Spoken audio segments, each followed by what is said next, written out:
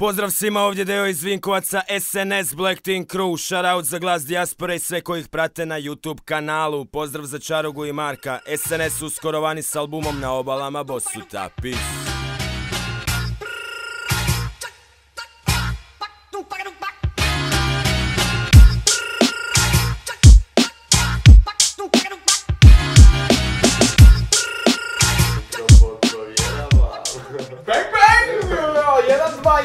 Mikrofon provjeravam. Čikidi Čaruga i Migidi Marko. Opet ovdje, ali večera se opet ide kuć. Došao sam samo za Glas Dijaspore. Rekao je Daniel da ne može snimat bez mene. Vidjeli ste u prošlom videu da nije mogao bez mene i ja došao samo za Glas Dijaspore. 300 km napravio za to. I evo, 9. epizoda, sad već znam, brojim, šta ti sad A tražimo dole Face, zato što evo te imao onaj dobar komentar što je šerao zadnji Glas Dijaspore, pa da to mogu kasnije pročitati, što ti pričam, kasnije plače kako ne priča. Shoutout za Deju koji je ovaj puta snimio intro. Snimio intro za nas, da, Dejo, Dejan, Jode, kako hoćete. Deo je snimio intro za nas i to mi je jako drago, nisam se za Deom jako dugo čuo. Deo je konačno ponovo napravio Facer, radi promocije, ali skroz na skroz izbacuje, kao recimo Na obalama Bosuta, sponzorirao ih je HDZ, tako bar piše ispod videa. Uglavnom, da pročitam odmah od Dovle ovo sad.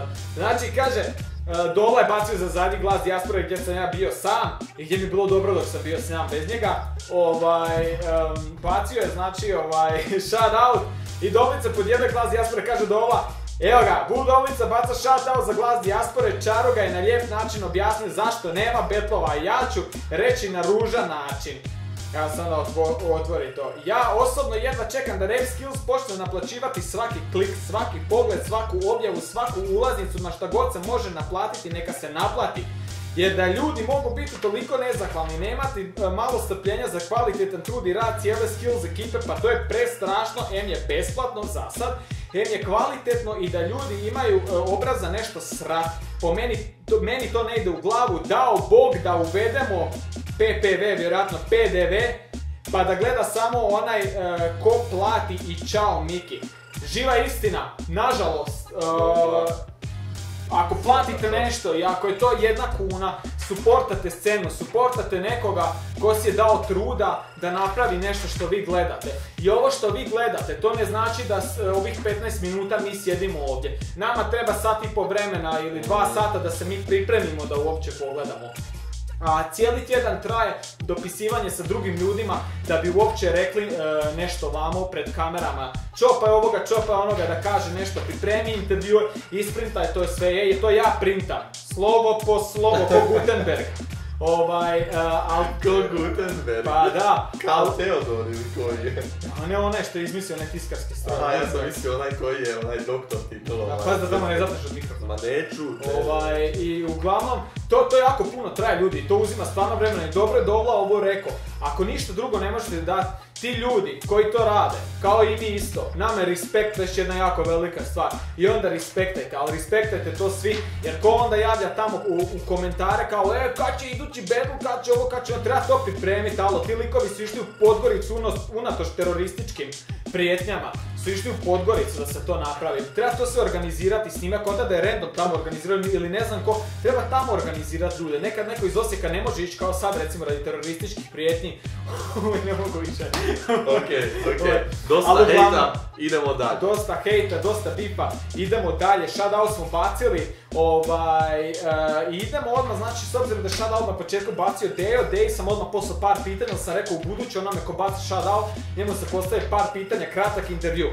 Marko će čitat pitanja, a ja ću čitat odgovore. Naučio sam, on je rekao pripremanje treba uvijek sat i po vremena, zato što se ja moram naučiti prvo kako se čita na hrvatski. Zato ljudi, sorry ako sad već zeznem nešto, ali probat ću ono ko jedan iz prvog razreda. Idemo prvo Dejo, ili? Da, prvo Dejo. Ok, intervju sa Dejom, pitali smo ga par pitanja. Prvo pitanje je bilo, hoćemo li Deju ikad vidjeti na betlovima kao betlera?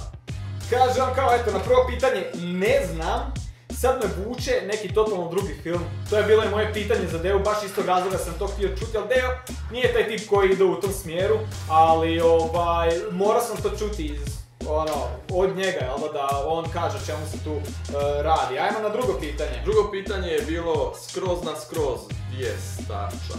Kaže Starča, gdje je jednoga u Srebrnarnici? Starča, brate, ti radiš u Srebrnarnici.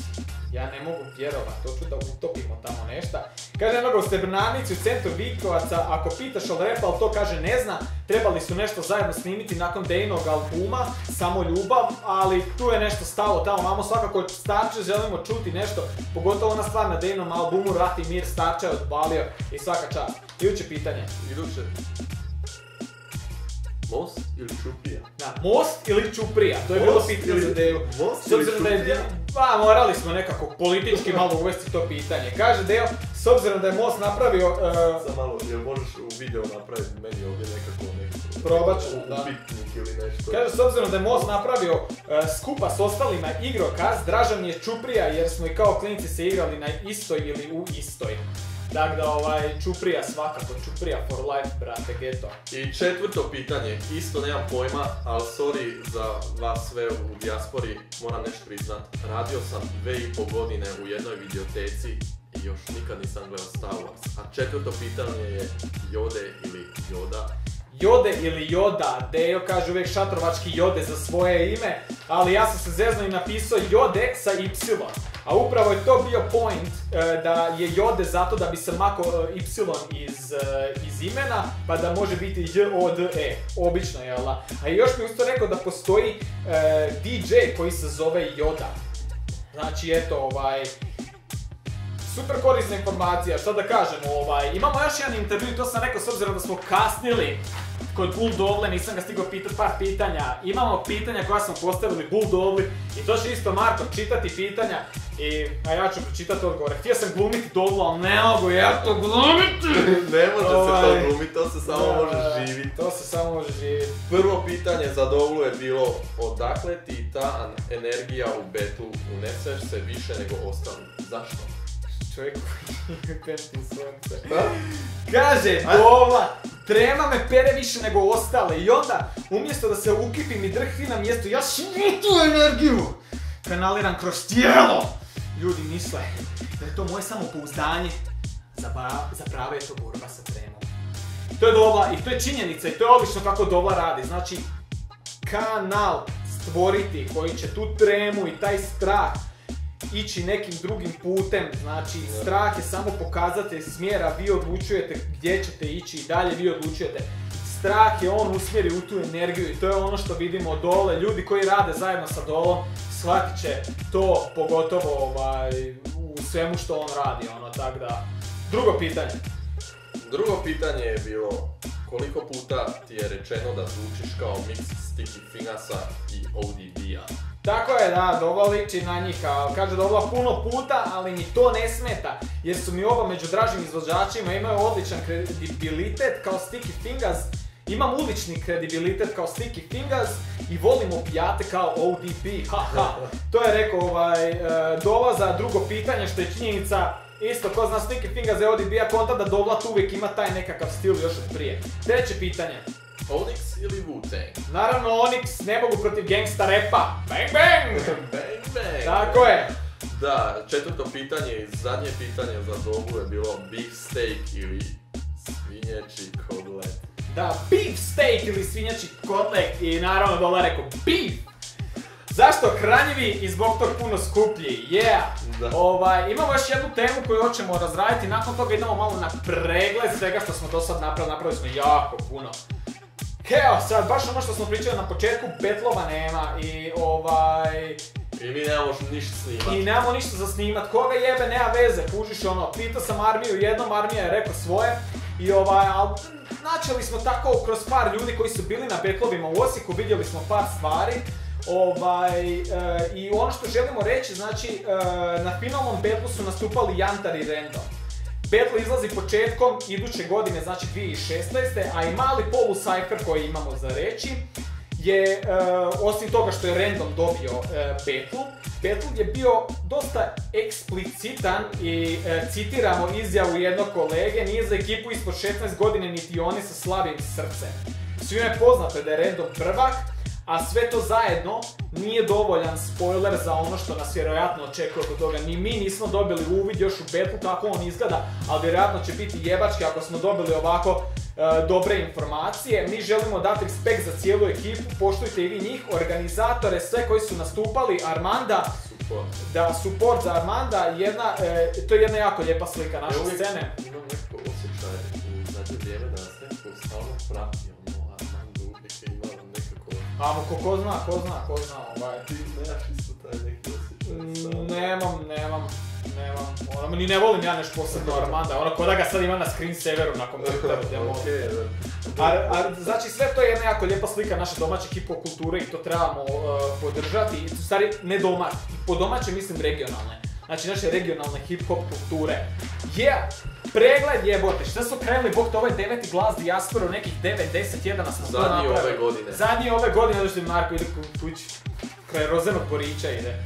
Da, a baš je lijep, ali to je od sestre, nije od mame. Da, znači i uglavnom znači od prvog glasa dijaspore sa Sokolom što smo snimali na kolodromu na Šondorfu i tamo na onom parkiralištu preko glasa dijaspore u Švedišmundu, većina ih se odjela vamo u mom stanu, u Bad Cannstatu, u ovome Graffiti Hall of Fame. To mi je sada najdraža epizoda bila, to je bilo predobro. Da, brojimo sve više i više pogleda, sa 800 pogleda na epizodi došli smo na nekih 200, rastemo nevjerojatno. I za iduću godinu pripremamo još puno drugih stvari, želimo da to bude puno atraktivnije, puno više informacija, nadamo se da će doći od Kanji onaj box. Za unboxing. Slušam već cijelo vrijeme njegove pjesme. Đuro je i Anica Kovač i tako. I napravit ćemo unboxing, shoutout. Unboxing, sjetio sam se, ja sam imao prošli tjedan rođendan i dobio sam od Grbe unboxing i dobio sam, od sestre sam dobio turntable, kako se kaže na hrvatski? Gramafon, krute, evo gramafon. Dobro, bit će hip hop music sam tak, dobio sam Spotify kartu i još za studente nešto, ali ne znam šta je to, moram još pročitati. Ne znam šta je to, da. Moram još pročitati. To su žvake. Aha, hvala. To je bio kratki unboxing od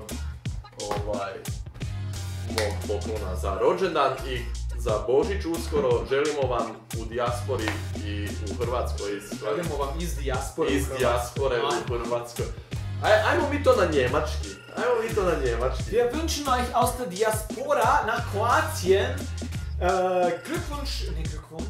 alles Gute fürs Weihnachtsfest und guten Rutsch ins neue Jahr. Znaš zašto se kaže guten Rutsch? Guten Rutsch znači kao dobro se uklizni. Dobar kliz. Da, ali to nije to, nego to je iz Jidiš, to su prije Židovi u Njemačkoj su imali... Prije Židovi, sad ih više. Ima ih i danas, ali nema više taj jezik Jidiš i onda su oni rekli kao gut Rutsch. I taj gut Rutsch je značilo kao sretna nova godina. Kako to vezi ima sa hip-hop kulturom sad? Ne, ja samo uču malo zato što studiram povijest i engleski za tijelo ljudima povijest. Prvo kaže prije Židovi i onda sad priča nešto... Dobro, ne izvoni mobitel. Izvoni mobitel, vjerojatno je mama. Ali nije neka pizza je. Svakako ekipa, želim shoutout baciti za Hip Hop Unity, šalju nam svoje majice. Shoutout za Hip Hop Rijeka i što lijepe stvari objavljuju. Shoutout, iako on to ne voli, za Sjenu 187, brate, to što ti objaviš, ja se nekad sam iznenadim da se tih stvari sjećam. Hvala ti na tome, uvijek si dobar kako da kažem, daj reci žensko da prekine. Uvijek si dobar kak da kažem, kak se kaže to, back in days malo jebote, uvijek se sjetim lijepih stvari. I tako, šta znam, bit će novih stvari, bit će svakako svega, pratite nas i na Walkmanu, evo vidimo da su nas neki kuži što su bili na Rap Skillsima počeli pratiti na Walkmanu, na našem špapskom kanalu, tamo će biti isto dobri stvari koje vrijedi pogledati, puno fotki i svega, i mislim da bi to bilo lagano to, krećemo u novu godinu i neke ovo zadnje epizoda i šta znam, iduće godine krećemo malo bez lake na jeziku sa nekim stvarima. Objavljivat ćemo kako nam gdje je kupne. Štefan Rab, posto ćemo mi sad. Da, Štefan Rab je prestao i sad moramo mi nastaviti s takvim stvarima. Jebi ga. Idemo dalje i to je to. Svakako ekipa, sretna nova godina i... Gluten Rouge. To još jednom objasnim, to je prije bio jedan jezik od njih koji su oni koristili, a koji se danas više ne kaže i zato se to... Dobro. Mutiraj to i okej. Da, sretna vam nova godina ljudi i bit će par evenata, popratite evente, bit će novih betlova, šaljite ljubav, šaljite respekt za sve i volimo vas mi, ako Bog da sreće i zdravlja, otićemo i u Hrvatsku. Možemo, napravit ćemo jedan Glas Dijaspora road trip. Napravit ćemo road trip u Hrvatsku. I tako malo, eto, budite pozdravljeni. I mi idemo dalje, dobili smo gosta trenutno vamo i moram njega još ovdje skući da ide. Mama, dolazim kuć. Već će biti kod kuće dok ovo izađe. Da. Nema veze, svakako ekipa. Peace, uživajte, supportajte i mi ćemo dalje raditi koga jebe kako bude. Uglavnom, peace, love, unity, having fun. Shoutout za sve ljude, sve koji su ove godine pomogli. Vanja, Sven, Dovla, Kromet, Face. Ako se nekog zaboravio, recite mi odmah. Da, danas na bitu Sven Nesti, podlogu bacamo od njega, napravio beat, zove se Božo Petrov. Svaka čast za Božu Petrova, krute jevo, kakav lik. I eto, to je to. Shoutout za moj Osijek, shoutout za Armanda, shoutout za Rap Skillse, shoutout za Tozu, shoutout za Jantara, Randoma, Weba.